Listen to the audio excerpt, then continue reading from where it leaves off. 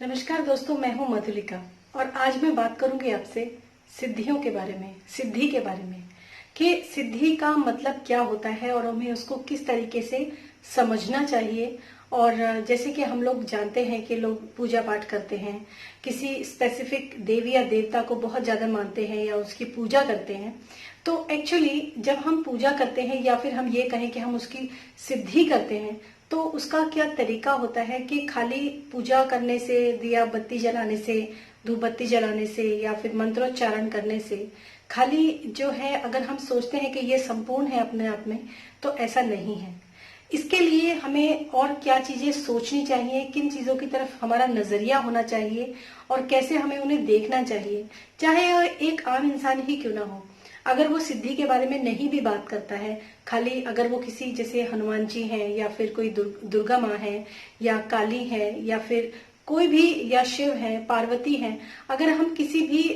Specific देवी देवता को बहुत ज्यादा मानते हैं और जैसे कि हम कहते हैं कि ये हमारे इष्ट देव हैं, अगर आपको पता है कि आपके इष्ट देव कौन है, तो किस तरीके से आप अपने जीवन में सफलता भी ला सकते हैं, किस तरीके से आप अपने जीवन में प्रॉस्पेरिटी को भी इनवाइट कर सकते हैं और कैसे हमें पूजा करनी चाहिए, कैसे हमें सिद्धि की ओर बढ़ना चाहिए, आज मैं इस बारे में आप लोगों से थोड़ा सा विचार विमर्श करूंगी। और क्योंकि पूजा तो लोग बाग ज्यादातर मैं जो सोचती हूँ कि सभी लोग थोड़ा बहुत करते ही होंगे, लेकिन किस तरीके से उसकी गहराई में उतरा जाता है उसके बारे में मैं आज आप लोगों से बात करूंगी। तो चलिए फिर शुरू करते हैं। सबसे पहली बात, आप जब भी मंत्रोच्चारण करते हैं किसी भी देवी देवता का, तो अगर आप स्पेसिफिक किसी देवी को मानते हैं या देवता को मानते हैं, उसका मंत्रोच्चारण करते हैं, तो किस तरीके से आपको करना चाहिए। जब भी आप मंत्रों का उच्चारण करते हैं तो खाली मंत्रों के उच्चारण का एक तरीका तो होता ही है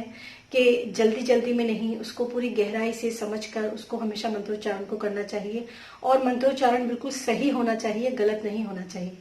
दूसरी बात, अगर हम थोड़ा सा और आगे बढ़ते हैं सिद्धि की तरफ, तो सबसे पहले हमें ये देखना चाहिए कि जो वो देवी और देवता हैं, उनका जो वेशभूषा है, उनका जो आभूषण है, उनके जो अस्त्र शस्त्र हैं, वो क्या डिनोट करते हैं, क्या प्रदर्शित कर रहे हैं, किस एनवायरमेंट में वो रहते हैं, किस स्पेसिफिक कंडीशन में वो अपने आप को रिप्रेजेंट करते हैं, या फिर जो उनका मंत्र है या उनकी चालीसा है या जो कुछ भी उनके पाठ वगैरह जो कुछ भी होता है, जब हम उनको पढ़ते हैं, हम कहते हैं कि हमने अगर कोई कहे कि जैसे हनुमान चालीसा की मैं अगर बात करूं कि जो 7 बार पाठ कर कोई छूट ही बंद महासुख हुई, तो ये लोग जानते हैं कि अगर हम हनुमान जी का स्मरण करते हैं, और लोग जल्दीबाजी में कहते हैं कि अरे अच्छा ये है कि 7 बार केवल हनुमान चालीसा पढ़नी है तो हमें जो है उसका पूरी तरीके से फल मिल जाएगा, ये काम हमारा हो जाएगा। तो पंडित जी कहते हैं कि हाँ ऐसा हो जाएगा, लेकिन जब आप हनुमान चालीसा की मैं उदाहरण इसलिए दे रही हूँ ताकि, क्योंकि हनुमान चालीसा हर कोई जानता है। जब आप हनुमान चालीसा पढ़ते हैं तो उसमें सबसे पहले आपको उसके जो जो उसके वर्डिंग्स हैं, जो उनकी लाइनें हैं हनुमान चालीसा की, वो आपको गहराई से उस मीनिंग को समझना चाहिए।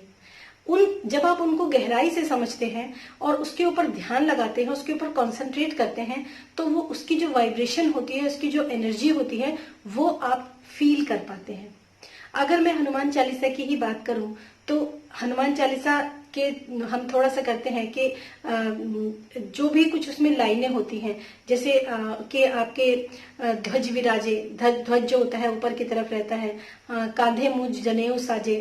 मतलब उनके जो कंधा है उसके ऊपर जनेऊ जो है वो सजता है, और हाथ में उनके गदा होती है, और जो उनके हाथ दूसरा हाथ होता है उसके ऊपर ध्वज, जो लाल रंग का ध्वजा जो होता है वो होता है। तो अगर हम थोड़ा सा अगर हम सिद्धि की ही बात करें, नॉर्मल इंसानों की नहीं, मैं केवल सिद्धि वालों की भी थोड़ी सी बात करूंगी कि जब हम इस एक लाइन को जब हम पढ़ते हैं तो इस एक लाइन के अंदर इसका क्या मतलब निकल कर आता है, उस चीज को समझना और उस चीज को अपने अंदर उतारना, तभी आप पूरी तरीके से कह सकते हैं। जो लोग कहते हैं ना कि इन्होंने हनुमान की सिद्धि करी है, तो ऐसा नहीं होता है कि उनको हनुमान जी ने दर्शन दे दिया आकर और सिर पे हाथ रख के आशीर्वाद दे दिया, ऐसा नहीं होता है। वो अपने विचारों से, जो भी उनके पूरे दिन भर के विचार होते हैं, जो उनके नियम होते हैं हनुमान जी के, वो उस नियमों को पूरी तरीके से अपने जिंदगी में आत्मसात करते हैं, पूरी तरह से अपनी जिंदगी में उन नियमों को उतारते हैं। और जब उनके मंत्रोच्चारण करते हैं या फिर हनुमान चालीसा पढ़ते हैं या फिर बजरंग बाण पढ़ते हैं या फिर हनुमान अष्टक पढ़ते हैं, वो कुछ भी पढ़ते हैं, किसी भी चीज का स्मरण जब वो करते हैं तो उसको, उसके जो मीनिंग होता है उसको पूरी तरीके से अपने अंदर जो है वो उतारते हैं और उसको समझते हैं। और यहाँ पर सबसे ज्यादा जरूरत होती है एकाग्रता की।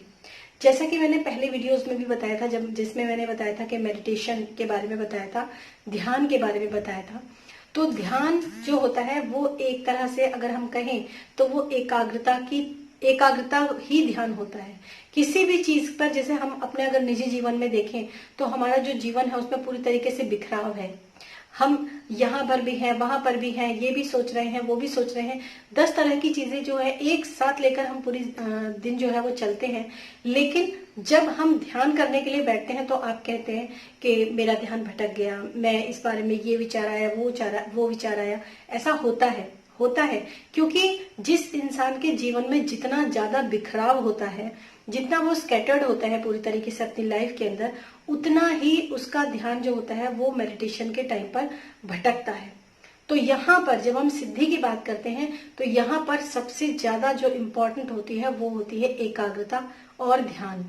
जब हम पूरी तरीके से जितनी भी एनर्जीज होती हैं जो चारों तरफ हमारी फैली हुई हैं, जिसको हम कभी हम इस तरफ सोचते हैं, कभी हम उस तरफ सोचते हैं, लेकिन जब हम उन सब को समेट कर एक जगह इकट्ठा कर देते हैं और एक बीम की तरह, जैसे हम कहते हैं ना कि किरणें अगर अलग अलग फैली हुई हैं तो वो कभी भी आपको इतना ज्यादा नुकसान नहीं पहुंचाएंगी, या फिर अगर किरणें अलग अलग फैली हुई हैं तो उनका इतना असर नहीं होगा।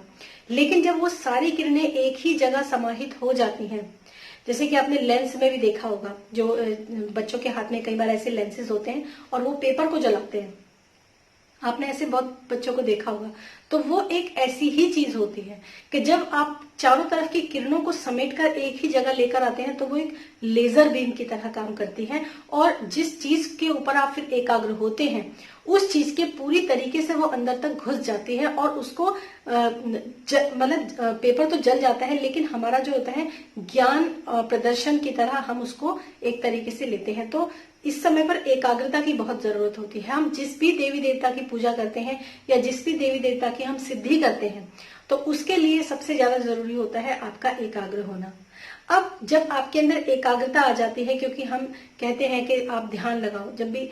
ये तो खैर नॉर्मल इंसानों के लिए तो खैर मैं इतना ही कहूंगी कि चाहे वो एक मंत्र का उच्चारण करें या फिर 2 मंत्र का या 3 उच्चारण करें दिन भर में जैसे पूजा करते हैं, लेकिन अगर आप उन मंत्रों का उच्चारण करते हैं तो उन मंत्रों के मतलब को समझिए। खाली मंत्रोच्चारण करने से नहीं होता है, उन मंत्रों के जो मतलब होता है उसको भी अपने जीवन के अंदर उतारिए। जैसे कि अगर हम दुर्गा माँ की बात करें, हम नवरात्रे आते हैं तो नवरात्रे में आपने देखा होगा कि दुर्गा माँ जो होती है वो पूरी तरीके से अपने अस्त्र शस्त्रों के साथ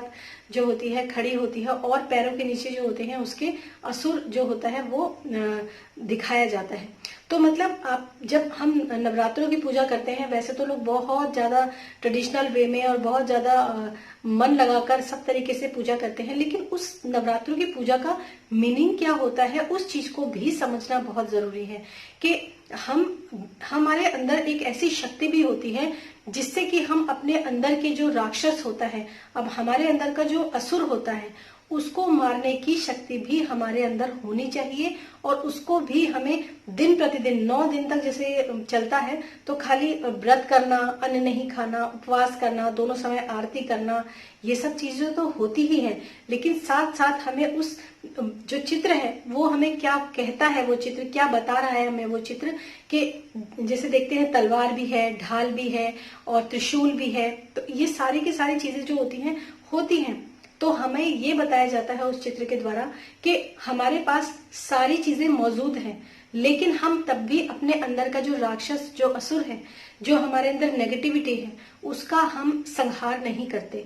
तो यही चीजें जो होती हैं हमारे दैनिक जीवन में भी हमें दिन प्रतिदिन देखने को मिलती हैं। जैसे हम 9 दिन तक हैं तो हम प्याज नहीं खाएंगे, लहसुन नहीं खाएंगे, और 10वें दिन जो है आप नॉनवेज भी खाते हैं। तो इस तरीके से जो ये जो तरीका होता है ये मुझे तो नहीं लगता कि ये तरीका सही होता है कि जब आप किसी भी देवी देवता की पूजा करते हैं, उसको पूरी तरीके से अपने जीवन में उतारते हैं, उसको आत्मसात करते हैं, तभी तो वो चीजें जो होती हैं आपकी जीवन में फलित होती हैं। वरना हम लोग यही कहते हुए अक्सर पाए जाते हैं कि मुझे इतने साल हो गए माँ की पूजा करते हुए, लेकिन माँ ने मुझे कोई फल नहीं दिया। तो माँ ने आपको कहा क्या है, आपको वो क्या शिक्षा दे रही हैं, आपको वो क्या कहना चाहती है माँ, वो आपने उस चीज को स्वीकारा, उनके प्रति अपने आप को समर्पित किया? जब नहीं किया, जब हम समर्पण की बात करते हैं कि समर्पण क्या होता है, समर्पण वो होता है कि जो भी शिक्षा आपको उन चित्रों से, जो भी शिक्षा आपको उन मंत्रों से, जो भी शिक्षा आपको उनकी चालीसा से या उनके पाठ करने से जो भी शिक्षा आपको मिलती है, उसके प्रति पूरी तरीके से समर्पण डाल दें। उसमें ऐसा नहीं नो इफ नो बट कि ऐसा तो नहीं होता है, ऐसा तो नहीं किया जाता है। क्योंकि जब आप अपना पूरी तरीके से किसी भी ऊर्जा के लिए, किसी पॉजिटिव एनर्जी के लिए या किसी भी ईश्वर के लिए आप अपने आप को समर्पित करते हैं, तब वो आपकी रक्षा के लिए पूरी तरीके से आतुर होते हैं और आपको रक्षा भी आपकी करते हैं। तो छोटी छोटी चीजें जो होती हैं ये, जैसे आपने टॉपिक देखा होगा कि सिद्धियां क्या होती हैं, ये तो मैंने आपको सिद्धियों के बारे में बताया, लेकिन बहुत से लोग होते हैं वो सिद्धियों के बारे में नहीं सोचते हैं। बहुत से लोग होते हैं सिर्फ अपने दैनिक जो पूजा पाठ होती है, दैनिक जीवन में क्या क्या चीजें होती हैं, उन्हीं चीजों के बारे में हम सोचते हैं। तो आपको कौन सी चीज क्या कहती है वो आपको थोड़ा सा समझना चाहिए। पूजा कीजिए, सब कुछ कीजिए, लेकिन उन मंत्रों का जो मतलब है वो भी जरूर समझिए। जैसे अब सावन का महीना शुरू होने वाला है, तो हम शिव के प्रति जो होते हैं बहुत ज्यादा समर्पित होने लगते हैं। शिव की पूजा करना, उसकी आराधना करना, जल चढ़ाना, ये सारी चीजें जो होती हैं हम अपने जीवन में उतारते ही हैं, हम करते ही हैं। और कहते हैं कि जब तक शिवरात्रि चलती है, तब जब तक शिव जी के सावन का महीना चलता है, तो तब तक हमें नॉनवेज भी नहीं खाना चाहिए। अगर हम इसके साइंटिफिक वे भी देखें तो भी आपको मालूम है। और अदरवाइज इस समय पर जितने भी क्रीपर जो वेजिटेबल्स होती हैं, जो जमीन पर रेंग कर जो चलती हैं, जितनी भी बेलें और लताएं होती हैं जो जमीन पर चलती हैं, और जो भी उसमें फल फूल जो भी निकलता है, हमें उसी का सेवन करना चाहिए। ये सारी चीजें जो होती हैं आपको पता ही होती हैं। तो क्यों ना उस तरह से जीवन को जिया जाए, जब उन चीजों को एंजॉय भी किया जाए, उसका मतलब भी समझा जाए, और समझने के बाद उसको अपनाया भी जाए। यही मेरी एक कोशिश है आज आपको समझाने की। फिर मिलूंगी मैं नेक्स्ट वीडियो में, तब तक के लिए नमस्कार।